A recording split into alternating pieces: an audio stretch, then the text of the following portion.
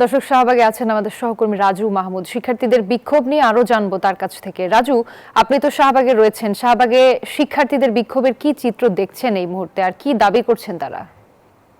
দাবির কথা আমরা সকলেই জানি। আসলে তারা পরীক্ষা বাতিল, শিক্ষামন্ত্রীর পদত্যাগ সহ টোটাল ৬টি দফা তারা আসলে এই মুহূর্তে উত্থাপন করছে।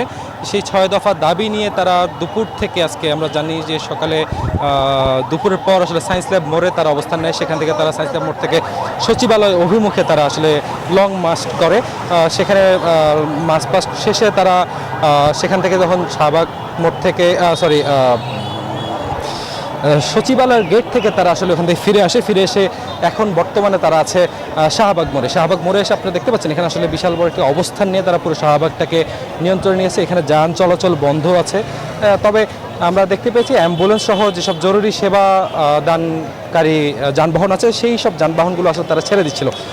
এর বাইরে যদি বলি, তারা এখানে অবস্থান নিয়ে আছেন। তাদের একটাই দাবি, তারা শিক্ষামন্ত্রী পদত্যাগ চায়। এছাড়া তাদের যে পরীক্ষাগুলো নিয়ে তারা কথা তুলছে, সেই কথাগুলো আসলে বলতে চাচ্ছে সেই পরীক্ষাগুলো যাতে পুনরায় নেওয়া হয়, এবং যদি পুনরায় নেওয়ার ব্যবস্থা না থাকে সেক্ষেত্রে যাতে পরীক্ষাগুলোতে তাদেরকে পাস করিয়ে দেওয়া হয়। এছাড়াও প্রশ্নপত্র সহজ করার মতো অনেকগুলো দাবিও তারা উত্থাপন করেছে। সব কিছু মিলে আসলে ছাত্ররা এখন পর্যন্ত শাহবাগে অবস্থান নিয়ে বসে আছে। এই অবস্থান তারা কতক্ষণ চালিয়ে যাবে সেই বিষয়ে এখন পর্যন্ত নির্দিষ্ট কোনো তথ্য আমাদেরকে জানায়নি। রুবা, আমার কাছে শাহবাগ থেকেই ছিল সর্বশেষ। জি রাজু, আপনাকে ধন্যবাদ।